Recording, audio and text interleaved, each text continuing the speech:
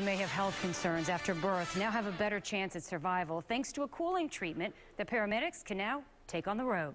We're taking action for your health with how it helped one family keep their little girl alive. My husband actually caught her and put her on my belly, and she wasn't breathing. You know, everybody says you want a happy, healthy baby, and then here we have this traumatic situation, and, you know. Doctors feared little Audrey wasn't getting enough oxygen to the brain, but they didn't know why, and time was ticking.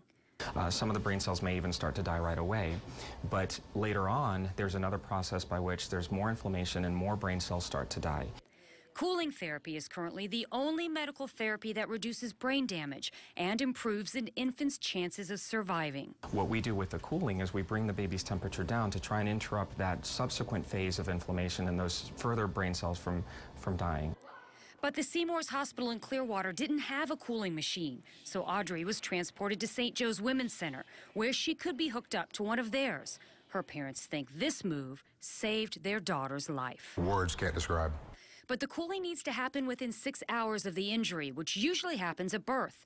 Now, St. Joe's Women's Hospital is the first in our region to include the cooling machine in transport vehicles, so the cooling can begin en route from outlying hospitals. Once a brain cell dies, it's not coming back. So the more cells that we can prevent from dying after an injury, the better that baby's going to do long term. Audrey is now 20 months, and though she suffers from mild hearing loss, she is meeting her developmental milestones.